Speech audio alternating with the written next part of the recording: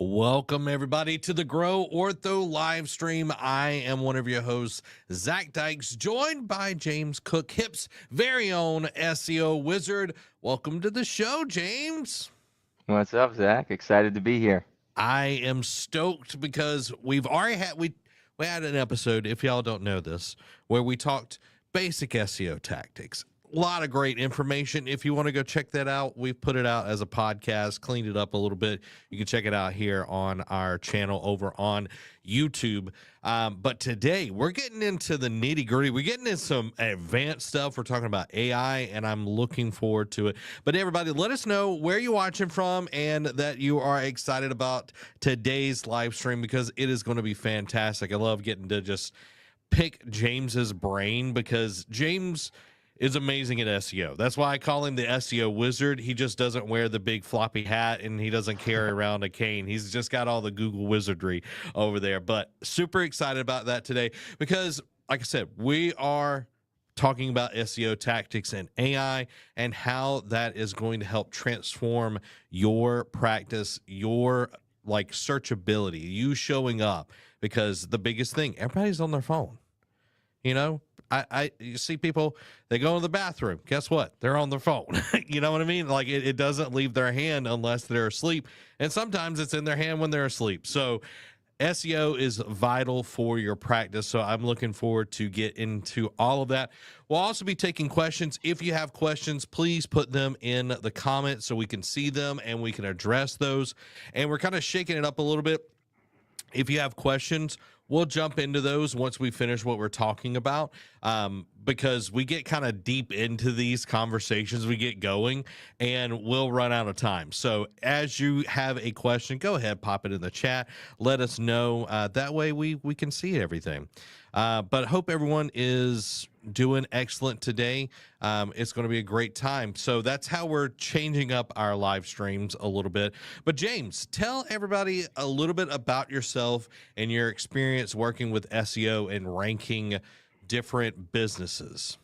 Yeah, so I'm James Kuck. I have been in the SEO game going on 15 years now. Crazy to say. So I have been through all of Google's beautiful algorithm updates over the last 15 years. And now I get to live in the new era of AI, which I'm loving, which I think is just incredible. And we'll get more into it. But yeah, for the past 15 years, I have launched many different case studies myself, been in many different mastermind groups, and just learning and growing. That's it, man. I love that it's not just resting on your laurels. I had a mentor of mine. It's like you're sitting on your 5-gallon bucket. You've already done what you're supposed to, but you're going after that. You're constantly learning. Every time I talk to you, you've got some new thing that you've learned or seen, or like you're very on the cutting edge. You know, I'm just going to brag on you here, James. You're on the cutting edge, I feel, and always wanting to get better. And I think that is important, especially when it comes to search engine optimization. Like you can't rest on what was even a month ago. I feel like it's changing so fast. Yeah, very true. I mean, with Google and the search, it's constantly changing. One thing I say is like, this is something that you can't teach in school because that's how much it's changing. It's just right. Like you need to stay on top of this stuff, especially with AI now, with the shifts in Google algorithms, right? Staying on top of this is much key. Yes. And like I know, a lot of people have great looking websites, even going on Squarespace and using their AI or whatever to like get a website up. You can have the best looking website, but if no one ever goes on your website, no one's ever driven to your website, it never ranks, then they're not going to know that you're there. And you're cutting yourself off at the knees. So let's jump into today. And I want to start with hyper local targeting and engagement.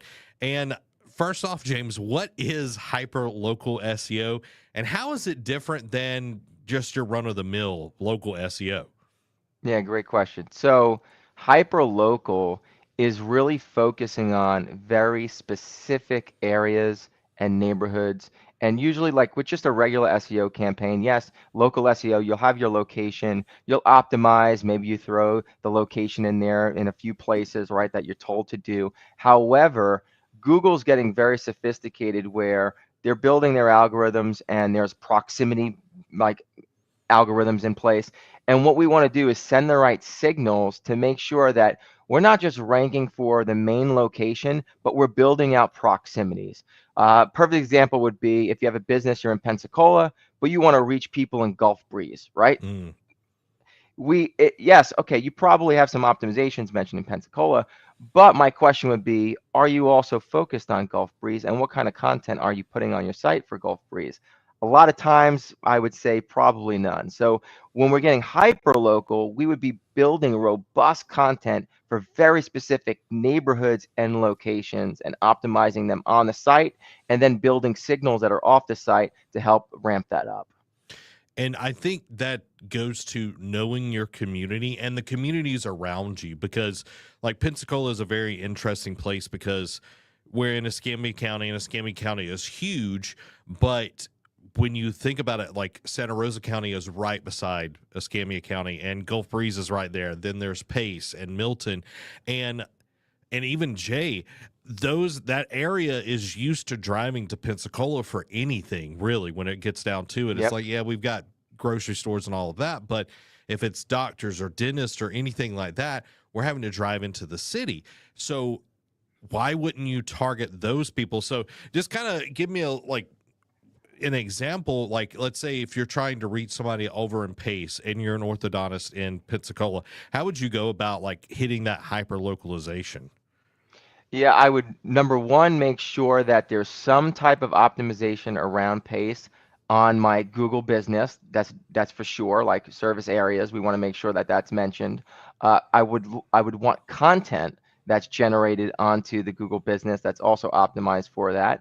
And then I would want to build a very robust neighborhood page that's optimized completely for all of the top search terms that I know that I want to be found for in that area, and make sure that that's optimized. And then also additional treatment page. I mean, we really go above and beyond with our, I call it like a content sprint.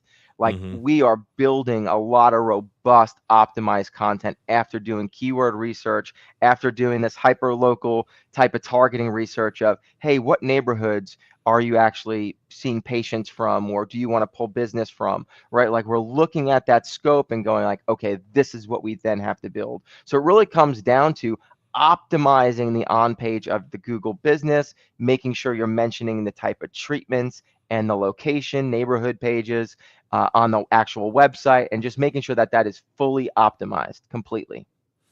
And I think it's important to realize that it is several steps. It's not just throwing in Pensacola and a few other places in your SEO. Uh, No.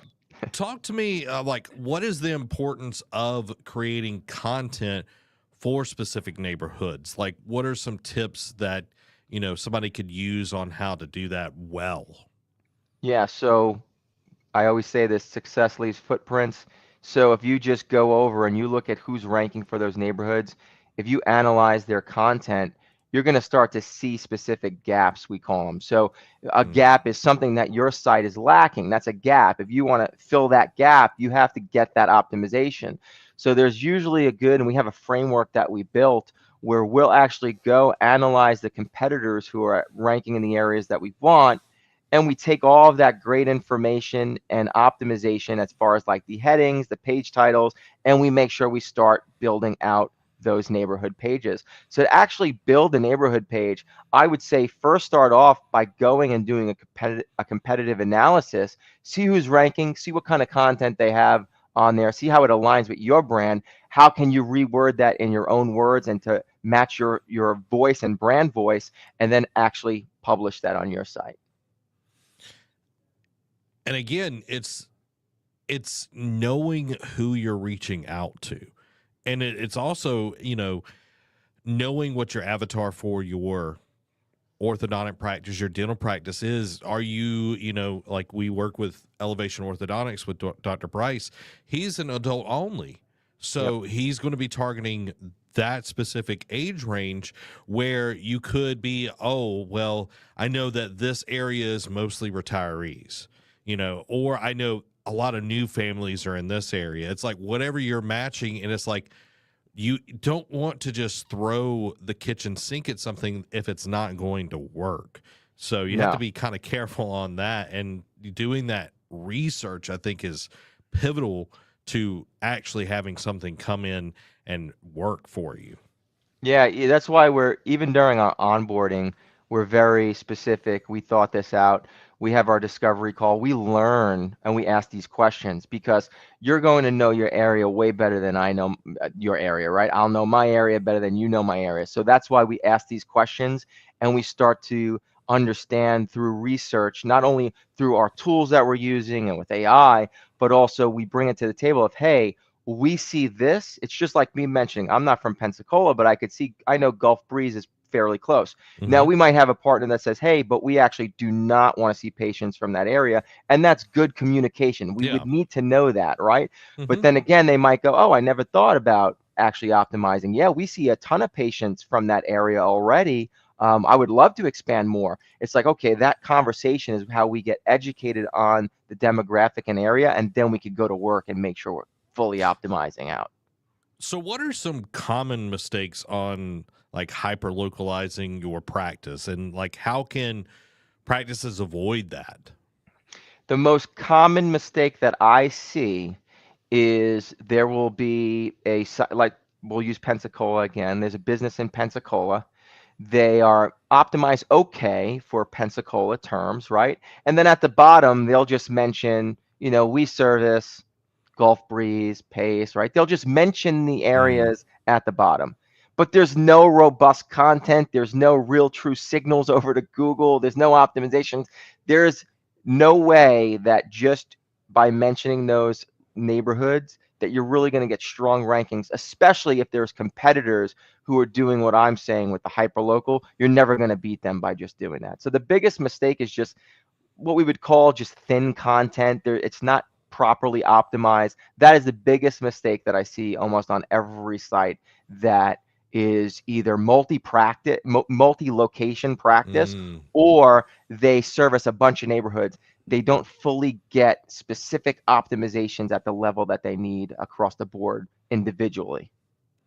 And that right there, I think, is such a powerful thing to realize is just kind of blanket statements only go so far.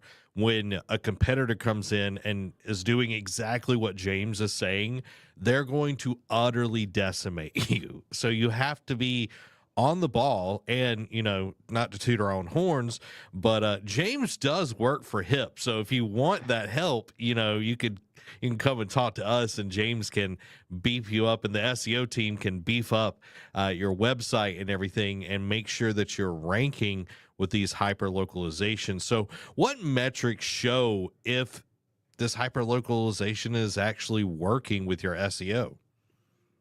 I would say three things. One would start off with keyword reporting. So you want to make sure that you start tracking even those additional neighborhood keywords across the board. So you could track them, see if you see growth in those. Google Analytics, see where your searches are coming from, right? If you start Mm, seeing that search is coming from those locations, you know that you're doing a great job. And then third, probably most important, if you are actually looking at conversions and asking the right questions, and you understand where your patients are coming from and converting, and you start seeing them come from areas that you weren't really seeing people come from before, that's a good signal. I actually just got off a call the other day with Elite Endodontics, and they said that the proximity that we built out, they're seeing patients now from like that are willing to drive an hour. wow. Yeah, yeah. Well, well, and it's like if you have rural communities, like I grew up, if no one can tell from my accent, I grew up in a very like small rural community, and until I was like 15, there was not even a dentist in our like town. So anytime you had to go see the dentist, go to the orthodontist, you had to drive to maybe Milton, maybe Pace. They didn't even have one back there in Pace until Fishbone came in. But you would have to go 45 minutes, an hour away to go see these specializations. And if you're not tapping into that with your SEO, and then you start seeing people come, oh yeah, like I drove an hour away and I'm excited to be here. Like you start converting Yep. on the other parts of your practice, the SEO is just getting them in the door. Then you've got to make everything else happen. But when you start hearing that, oh, this is working. What Hip's doing is working. Yep. Then it's like you become a hero to these people because you're helping them get the smile that they deserve. You're helping them be more confident. And it all starts with actually reaching them, because if you do this, James, and you can kind of chime in, you don't have to spend as much on ads, I feel, when you have better SEO. You can have great Definitely. SEO and spend less on ads and still see a ton of patients. Definitely. There are practices that don't spend a lot on ads at all. If you have very strong SEO, you can convert a lot.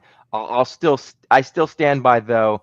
Ads don't hurt though, right? Like Oh why not no. take up more digital space, right? Just if you could turn them on.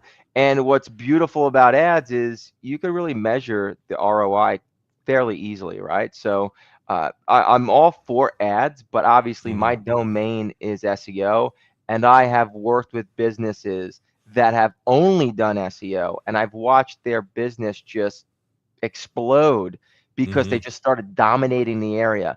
And it's not just about, yes, of course, SEO, we want to rank and get people over to the site, but it also comes down to your brand, right? And your messaging and your work. Like I'm sure that Elite, yes, somebody found them from an hour away, but there was also something that made that person trust in them that go, Yep. I'm going to go see them and in their office, right? Like it can, so it's both. It's, hey, you have to have a strong brand, good reviews, be genuine and committed to your messaging. And then if we can get the traffic to your site, boom, you start seeing people that are driving, an hour away. When I heard that, I'm like, that's insane. Yeah, it's crazy. And we're a marketing agency. We do a lot of things here. And if your SEO is good, you're bringing people to the page normally. It's going to make it so much easier when you turn on the ad side of things. Oh, You yeah. know, it's just it's just icing on the cake, as they would say. So, do you have any examples of practices that have nailed their hyper localization SEO tactics? Yeah, I would have to say Dr. Sakowitz in Orlando. Mm, We really been doing a lot of incredible things with his practice, and he's now ranking #1 for orthodontists in Orlando, which is a very yeah. competitive area. However, what where that stems from is his locations, because Orlando's big. So again, most practices, what they'll do in that situation, they'll just mention Orlando, right? Well, Mm, what we did in his case is, of course, we knew Orlando's top level, but we knew his offices are in Lake Nona, Winter Garden, Dr. Phillips. So we made sure we also hyper targeted local optimizations for each one of those offices. And then what we've been doing over the last few months is building up neighborhood pages that are proximity builders around each office and around Orlando to start expanding even more reach. And that's where mm, really, that's a perfect example of hyper local SEO, is building and building and building and just expanding, especially if you know that you can actually see patients in this area and you have 3 offices that kind of like, give you a good expansion across Orlando. It's like, hey, let's add more neighborhoods. Let's try to build proximity and give the right signals to Google so you can be found more. I love hearing a case study, that it's actually impacted. We have a testimonial with Dr. Sakowitz, and he was raving about how the SEO working with you, James, and how you being on the cutting edge, I'm giving your flowers over here, has helped his practice grow. And it's just having that know-how, knowing where to put the effort, the energy into, because you could do so many things. I was listening to Gary V earlier, and it's like, yeah, you can work 15 hours, dusk till dawn, and be super inefficient. Or you could work 8 hours and outwork the person that worked 15 because you're very efficient, very effective with what you do. And that's what you're doing with the SEO and the local SEO. And like, I love that in the hyper local SEO. But let's jump into AI powered local SEO strategies. How is AI changing the way we do local SEO, James? Oh, it's changing it in many different ways. I see all positives, and I love the opportunity to actually leverage AI. I think it's still just the beginning. There are a lot of people, worried, but it's only going to make it actually more impactful and easier on anyone doing SEO. Leveraging these tools is just a game changer. I mean, we're able to just launch and stuff that I used to manually do, like competitive analysis, keyword research. AI now has changed the game where it can actually assist in that, and comes back to what you were saying, what Gary Vee said. Why would I want to sit there and spend 15 hours of thinking I'm busy when in an hour I can get that same amount of work and more, even more efficient and even more productive work done by leveraging a tool? Like, why wouldn't we Mm. want to do that? So it's changing the game. It's changing the game. That would be like, oh, I want to move this pile of sand 3 miles down the road. It's like, well, I've got a 5 gallon bucket, or I have this dump truck and all the all the tools to put it in the dump truck and drive it down the road. Why would you why would you take the 5 gallon bucket? And you're going to be so tired, and you're going to take forever to do it. And that's why I do love AI is you the better you know how to use it and get the right output, because you're putting the right inputs, is great. So that brings me to, what kind of AI tools can actually help automate local SEO tasks? Two of my favorite tools have to be ChatGPT and Surfer SEO. Those are two of my favorite tools that I use all the time. But there is, I mean, the list goes on because these companies just come out with more and Yeah. more. I mean, each day there's like a new tool. I actually have to keep myself from going and testing more tools out because I got so many different things going on. I'm like, all right, no more AI tools. I'm just gonna go with these, test them out. But yeah, it's amazing. But two to like start out with, just ChatGPT, and it just, and ChatGPT is just getting better and better and better, and Hmm. Surf for SEO. Two great ones for SEO. So with those two, ChatGPT and Surfer SEO, how can practices utilize these? Well, with ChatGPT, you can do quick research, right? Even you can even do quick research on competitors with ChatGPT.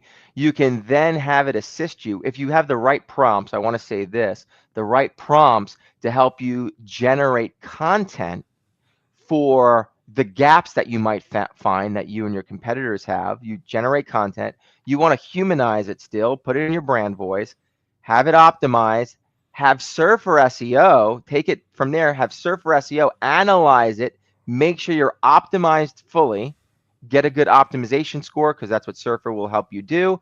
And boom, now you have a beautiful optimized piece of content that you could put on your site. And that's, how much time would you say doing that process saves you on a project?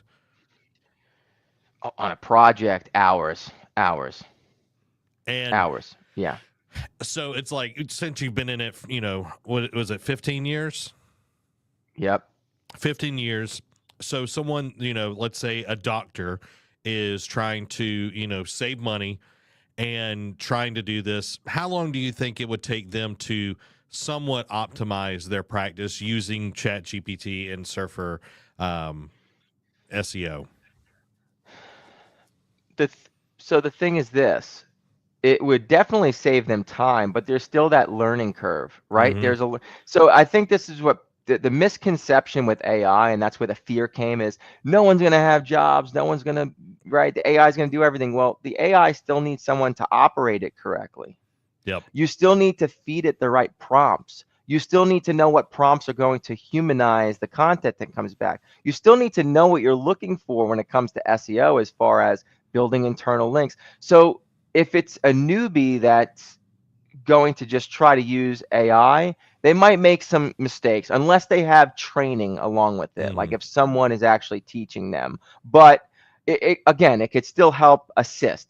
But if you have SEO experience and you're leveraging the AI, because AI still needs to have the right prompts and stuff, this is where it could be a game changer. This is where I'm saving so much time for myself and the team, and honestly being more efficient.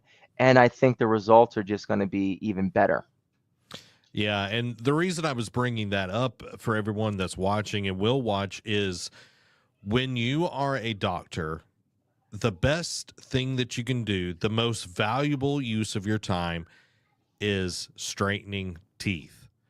I know that you want to have your hand in everything. You want to do all of these things, but the better use of your time is seeing more patients, having somebody that does this every day, and James, he does it every day. His team does it every day, and they're specialized in making practices hum like a well-oiled machine. So I just wanted to bring that up because I know that's some things that we faced, in the past with, working with different partners. They've tried to do it themselves, and it almost seems like they shoot themselves in the foot, just trying to do Yeah, it themselves.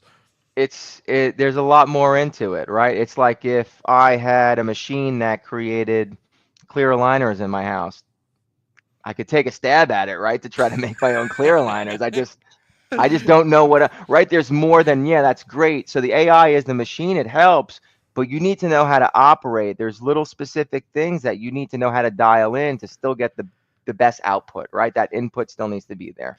You'll have people's teeth falling out like like somebody else used to do with clear aligners. So, James, how can AI improve and manage your Google business profile?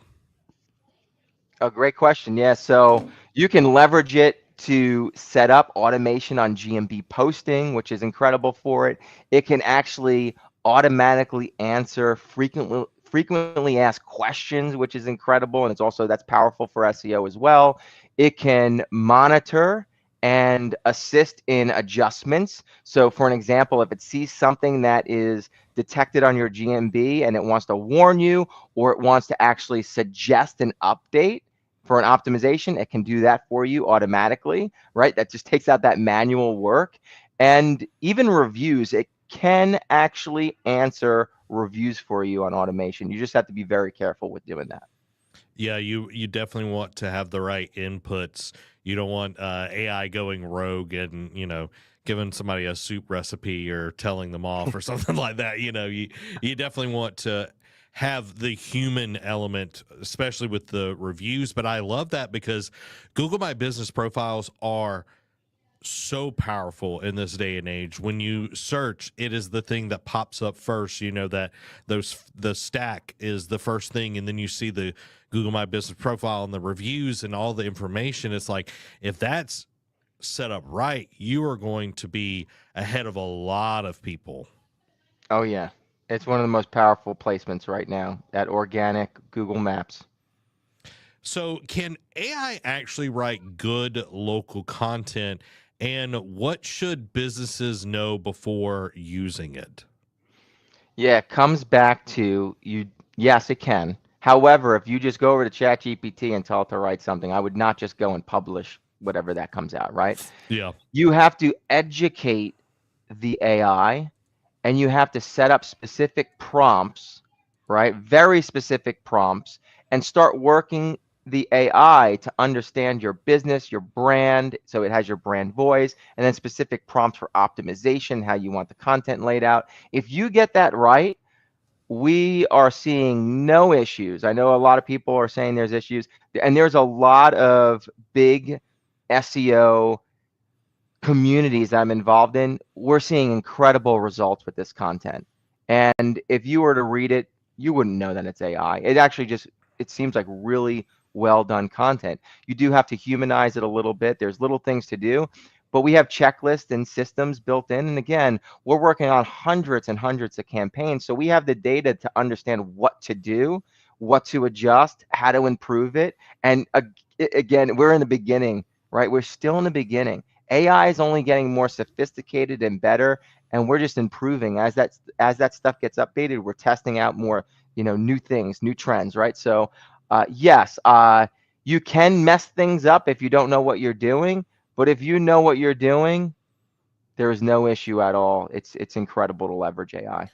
Yeah, I feel like it's the way we, when people look at AI, one, they're either really afraid or they're very naive where they think that it's magic. Yeah. When people think about magic, it's like, oh, well, just abracadabra, and then boom, you've got a cupcake or something like that.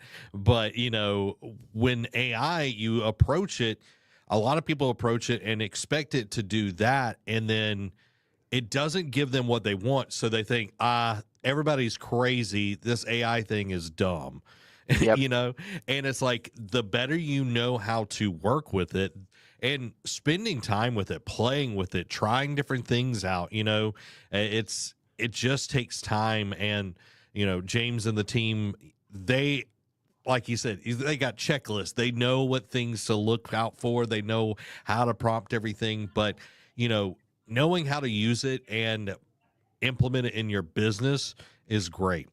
I think it's something that people really need to take the time to know how to use within their business, even if it's not SEO. It could be, you know, answering emails. Like how Yeah. can I answer this email that it's somebody that's livid and it's like, give me some thoughts on this, and then you make it sound like you don't just pop and send that Gemini throwing Yeah. an Yeah. email together.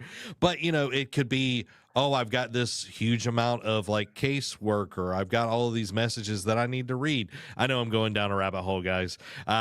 So James, what does AI bring to the table when it comes to predicting local search trends?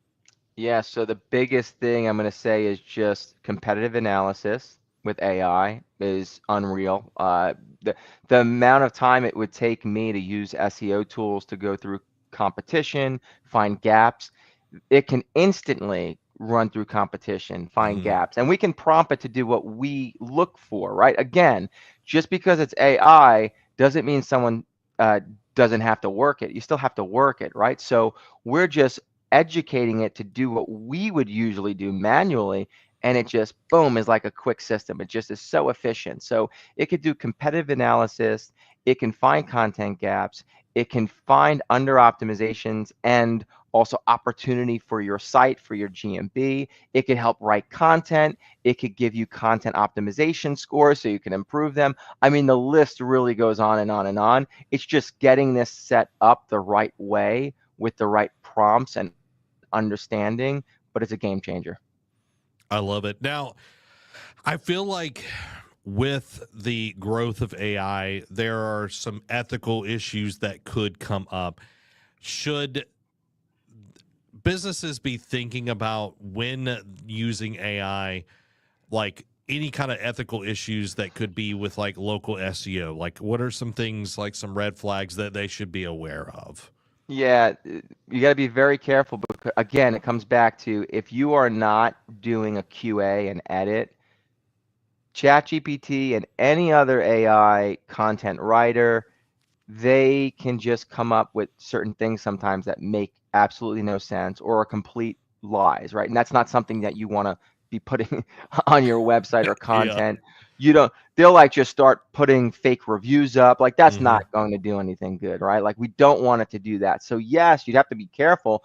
But again, it comes back to how you're using the tool and how you're educating it with your prompts and specific setup. That's what it comes down to. If you do that correctly, though, you'll have no issues. But yes, you do have to be careful of just, hey, I heard that AI is awesome. Let me just go press this button. Up, I got something to go post and you're not reading it. right? Like, you don't know, how do you know it didn't even mention, another company in there? Sometimes the AI even does that. So you do have to be careful and think about specific things of, hey, am I really being genuine with this, or is it just a bunch of BS and I'm just making up stuff, which is not right? That's Yeah. unethical. And also for your own practice, is this accurate? Am I saying things that are accurate and it's not a mistake, right? So there is work to be done when you're setting this stuff up. But again, we have it built into our framework where if you're understanding this and doing it right, you have no issues at all. Yeah. The hallucinations that, Chat GPT or any AI can go through, because a lot of them are built on the same, large language model and everything, is comical at times, but frustrating as well. And, nothing is worse than, putting something out there and then you realize it's worse than a spelling mistake. Let's just be Yeah. honest. Because, it could be, let's say you're trying to edify the doctor.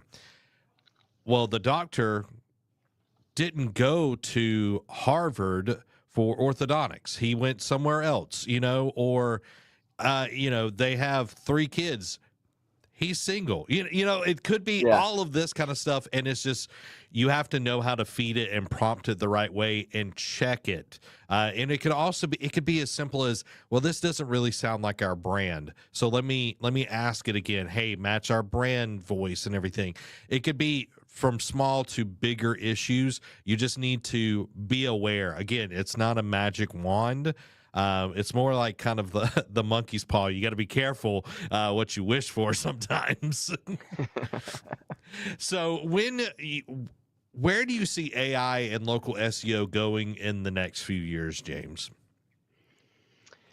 I think it's only going to improve. I think that we're going to be able to launch, when I'm talking about like hyperlocal neighborhood pages, I think we're going to be able to do it instantly at a very high level though, right? We're already being able to do specific things like I'm discussing, but we're going to be able to do it at a much higher level and just have automations built in that, still are taking some manual work or some editing right now. I think when that gets improved, like built-in internal links where it's knowledgeable enough to know, hey, this word should go link to that other page that lives on the site, so we don't have to manually do that, right?